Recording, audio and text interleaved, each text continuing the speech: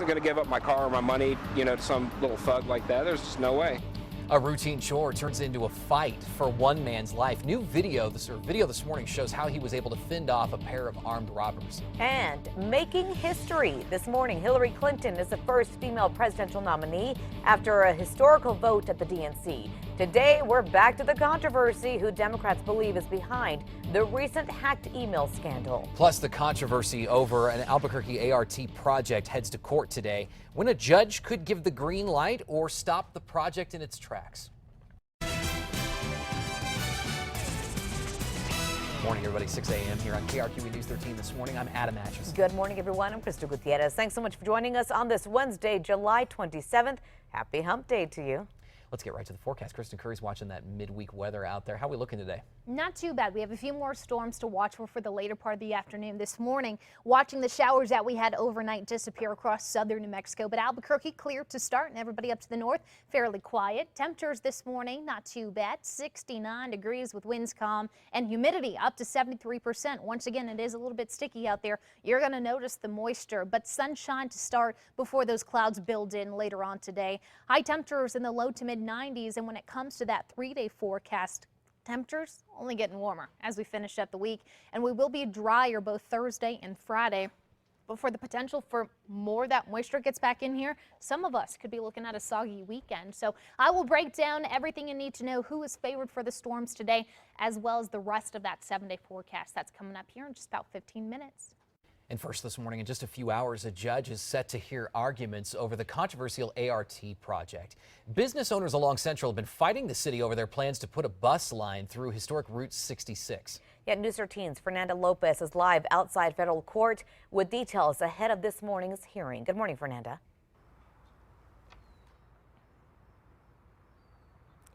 Crystal, it's been a long time coming, but a federal judge here could make a decision by tomorrow. He'll either give the green light to the hot button ART project, or he could put the brakes on the new bus system. Now, opening statements are expected by around 9 this morning, while pre-construction is already underway on West Central. The official construction on the project is set to start August 3rd. Business owners along Central have been vocal about their concerns, sparking 2 lawsuits against the project. The plans along Central include electric bus-only lanes to speed up routes. Over the last few weeks, business owners have been circulating a petition to get the project on the November ballot. Now, they would need 14,000 votes on signatures on that ballot, by August 29th. The mayor has said even if the project were to end up on that November ballot and voters reject it, the city would still move forward with the project because the city council has already approved it. Back to you. All right, thanks for that update, Fernanda. Now, a recent poll showed nearly 80% of people think they should have a say on the project. We will be at today's hearing and bringing the latest right here on KRQE News 13. You can also stay up to date with our KRQE News app.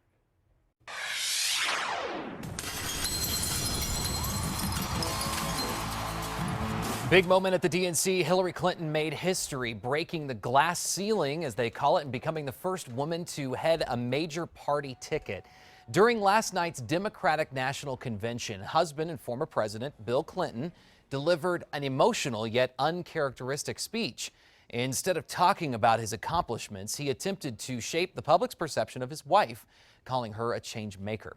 And it's day 3 of the Democratic National Convention in Philadelphia today, and there's now speculation recently leaked emails from Democratic officials may have ties to Russia. Those emails allegedly showed the Democratic National Committee favored Hillary Clinton over Bernie Sanders and worked to get her elected. The Clinton campaign is pointing the finger at Russia for the leak, accusing the country of trying to help Republican rival Donald Trump.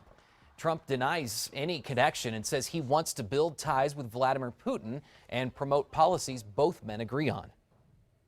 I have nothing to do with Russia. I don't have any jobs in Russia. I'm all over the world, but we're not involved in Russia.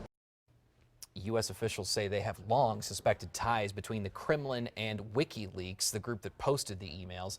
They say the techniques used in previous attacks are similar to the ones used to hack these emails.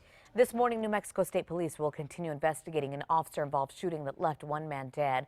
Artesia police were called to the West Runyon Street around noon yesterday after someone reported shots being fired. Police say when they arrived, they found 36-year-old Juan Reynaldo Duran, who was armed with 2 firearms. They say at one point shots were fired and Duran was shot and killed. It's not clear at this time who fired first or if any officers were hurt. The names of the officers have not been released. They are all on standard admin leave this morning. Also developing this morning, federal authorities in New Mexico are working to keep a stolen Native American artifact off the auction block in France. This week, prosecutors requested a warrant in a federal court that argues there's reason to believe an Acoma Pueblo shield was stolen sometime in the 1970s. It's unclear whether the French government would allow any federal agency to seize items under a warrant approved by an American judge. The shield was set to go on the auction block in Paris in May. It was pulled, though, after the Pueblo produced paperwork alleging it was stolen. We checked overnight and the massive sand fire in California is now 25% contained. Meanwhile, California's acting governor is declaring a state of emergency for the sand fire and the other massive wildfire burning in Big Sur. The Big Sur wildfire destroyed 20 homes, and at last check, it's only 10% contained. The sand fire in Los Angeles County ravaged 18 homes. It's also being blamed for the death of one person. As you wake up today, Albuquerque police are investigating what they're calling a suspicious death. This happened near 12th Street in Candelaria. Police have not released any more information, and it's still unclear why it's considered suspicious. No word on exactly how that body was found. This morning, police in Albuquerque need your help identifying two suspects in two different armed robberies. One armed robbery took place at a local Smith's grocery store in late May. Take a look at your TV screens. The man with the red cap on, he is a suspect in this case. The surveillance camera captured him pointing a gun at a cashier. And the other happened at a local Circle K, also in late May. It's unclear how each of them got away, how much each of them got away with, or if the two are connected. If you recognize either of these suspects, you're asked to call 242-COPS. On to news happening today. Bernalillo County is hosting a public meeting on updates to a public park. People living near Paradise Hills Park and Park Lane will be able to get updates on the park's redesign starting at 6 tonight.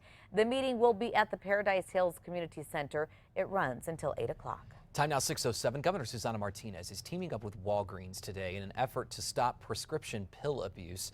The drug company will unveil a new safe medication disposal kiosk at its location at Manal and Eubank. Anyone will be able to drop off their unused prescriptions there at no cost all year long. There are already more than 250 of these kinds of kiosks at Walgreens stores around the country. The prescription company, or they should say the pharmacy, says it wants to open 4 more here in our state in New Mexico. This morning, a hibachi grill owner in Tennessee is getting a lot of unwanted attention.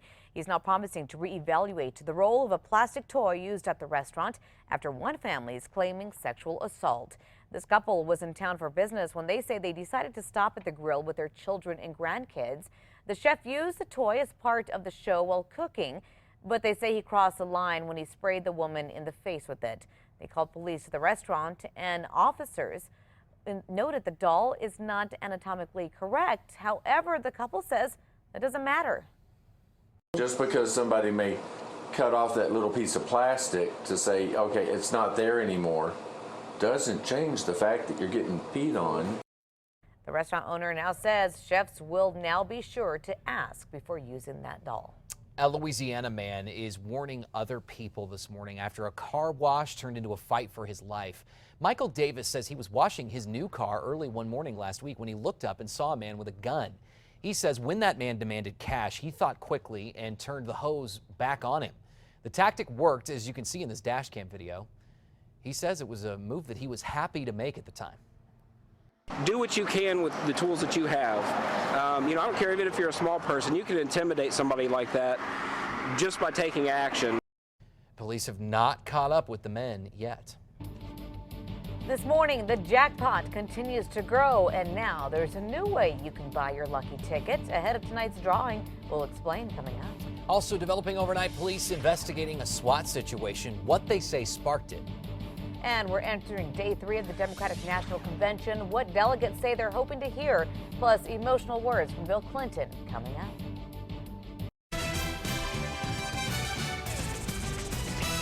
Hillary is uniquely qualified to seize the opportunities and reduce the risk we face. And she is still the best darn change maker I have ever known. Back in the spotlight last night, former President Bill Clinton gave Democratic delegates in Philadelphia a speech that reminded many of how he ended up becoming president in the first place. As you just saw, their daughter also in attendance, getting a little teary-eyed there. Later today, Democrats will return to the Wells Fargo Arena Hall to kick off day 3 of their week-long convention. KRQE's national correspondent Mark Meredith is live in Philadelphia. Mark, we're expecting to hear from some pretty high-profile speakers tonight. Crystal and Adam, good morning. That's right. Two of the biggest names in politics. We're talking about President Obama and Vice President Biden. They're biggest names, at least until January 20th of next year. What we are going to be interested to hear is exactly how they're going to push their agenda forward past when they leave office. Are they going to try to double down on the legacy that they've had? They'll be both on stage later on tonight. And it was interesting, though, we just heard from the man that was also a former president, no stranger to Democratic politics or the nation, President Bill Clinton, doubling down on his wife's potential as the nominee and what he hopes voters will remember in November. But his speech came just a few hours after we saw such a contentious debate within the arena. That is, of course, after delegates from all 50 states, including those from New Mexico, had to decide who they were going to back between Bernie Sanders and Hillary Clinton. Clinton, of course, getting the nomination, but there are plenty of people this morning that are unhappy with that decision. But either way, delegates tell me this morning they are eager to hear how President Obama's legacy will be preserved and what he has to say about Hillary Clinton's credentials. We'll hear from them just how qualified Hillary is to be our next president. They would know better than anyone, having worked with her so closely. I think it'll be important for them to talk about how they're going to pass the torch to Secretary Clinton and how she's going to be the best successor to their legacy, and I think they're going to be able to do that quite well. If you needed another name to get ready for tonight, we're also going to be hearing from the man chosen to be Hillary Clinton's running mate. Virginia Senator Tim Kaine will be giving a speech in prime time. Indiana Governor Mike Pence did the same thing last week when he was chosen for Donald Trump's ticket. Tonight, though, it'll be Tim Kaine's turn. He's well known among Democratic circles. He's got a long history within Democratic Party politics, but on the national stage, not so much. Tonight, though, he'll have plenty of people watching when he gets to do that. Adam, Crystal? Yeah, a lot of people looking forward to that. Now, Mark, you were in the arena last night as the official roll call voting got underway. And now that Hillary is officially the nominee, does the party feel more united than it did just 24 hours ago?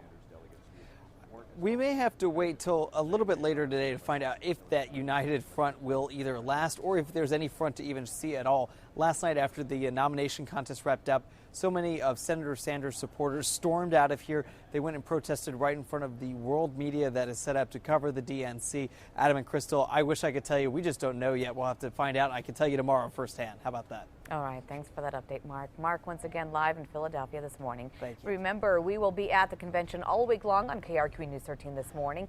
So you can stay up to date also on our KRQE News app. Let's turn our attention to the weather this morning as you get going on this Wednesday. Kristen Curry's tracking what we could see just ahead. Good morning, Kristen. Again, morning, still looking at a little bit of light rain out across southern New Mexico here. It's not very heavy, but you can see out near Grant County and even Otero County still tracking some pockets of light to moderate rain at times, but nothing I would really rearrange your day over. We do have more storms in the forecast this afternoon, though, so keep a raincoat on standby. Our temperatures, though, we are getting back to the 90s, and it is going to be a little bit warmer than where we were yesterday, especially up to the north and west. Northwest Plateau, you guys are really going to feel a difference in the numbers, but our temperature is continuing to climb even here in the Duke City as we get back to the mid to upper 90s to finish the week. Isolated storm possible today. We're going to wipe those rain chances clean, though, Thursday, Friday, before possibly bringing them back as early as this weekend. So there is quite a bit to talk about when it comes to those storm chances. I'll break down what you need to know for your neighborhood coming up here in just about 15 minutes. New this morning, embattled Albuquerque School Board member Annalee Maestas is on paid leave. Maestas is accused of sending a cleaning crew to her house and then changing the $340 receipt to make it look like the cleaning was done at her school, La Promesa Learning Center. Maestas was the executive director for the charter school. According to the Albuquerque Journal, La Promesa's governing council voted yes on a resolution to remove her until further notice. The state is currently investigating whether Maestas did anything unethical. Her teaching and administrative licenses could be on the line. Maestas says she's gotten lawyers. There are only a few hours left to sign up to comment on a deal between PNM and Facebook. You have until the end of today to register to comment. So far, the state's Public Regulation Commission says no one has registered for the August 9th public hearing. Facebook wants to build a new data center that runs solely off renewable energy. PNM is requesting expedited approval from the PRC to make sure it can meet Facebook's demand for solar power and a wind farm. If no comments are registered, the PRC could vote next week to waive the public hearing, which could move the process along faster. New Mexico is competing with Utah for the data center. Also new this morning, a SWAT situation in southeast Albuquerque is over. APD says just after 8 p.m. they were called to a domestic dispute in the 1700 block of Girard. They say a man whose name has not been released had pending felony charges, so SWAT was called out along with a crisis negotiation team. We checked that area again at 4 this morning. The standoff's now over. We did contact APD for more information, but they have not responded yet. A woman was transported to the hospital for non-life-threatening injuries. This morning, authorities are asking for your help. A Rio Rancho teen who never made it home from a summer program is still missing after more than a month. Take a look at your TV screens here. Jeremiah Marquez left the Boys and Girls Club on June 27th. His family has not heard from him since. He is 15 with brown hair, brown eyes, about 5'8". If you've seen him, you're asked to call police. A nurse accused of stealing more than $40,000 worth of pills from her patients is expected to face a federal judge today. Alliance Home Health and Hospice noticed employee Desiree Ulibarri was picking up prescription pills herself at a FedEx location instead of shipping them directly to patients at their homes. The home health agency said nearly 4,000 oxycodone pills went missing. Investigators say Ulibarri admitted to taking pills, and text messages show that she'd been working with another nurse at the company and doing that for about 3 months. A man is behind bars this morning accused of carjacking a woman, then robbing a gas station clerk with a very real-looking fake gun. Last week, a woman says a man pointed a gun at her, demanding her Jeep Cherokee near a Wells Fargo ATM. He took off in the stolen Jeep. The very next day, a Circle K clerk says a man robbed the gas station, then took off in that same Jeep Cherokee. Police eventually caught up with the man and arrested him. They say the man who committed the crimes is 22-year-old James Kennedy. When officers searched his bag, they found his weapon, a very real-looking BB gun. What's scary for us from a police perspective is not only the activity of this individual, but the fact that there are these weapons on the street that look so real. Kennedy is still in jail this morning. Well, we'll move on to this. If you'll be stopping at the gas station, gas pump this morning, you may be doing more than just filling up. Yeah, a new pilot program is letting you try your luck with the New Mexico Lottery as you fill up. The program allows people to use their debit cards to buy Powerball or even Mega Millions tickets at the pump instead of having to go inside the store. The program is available at gas stations across the state. And it may be worth picking up a Powerball ticket while you're at it. The top prize for today's drawing, $422 million. No one has won the Powerball grand prize since early May, when a New Jersey mother and her 7 children took home nearly $430 million. The odds of winning are more than 292 million to 1. They're tough odds, but yeah, never hurts to play, I guess. You never know. You're not going to win unless you play.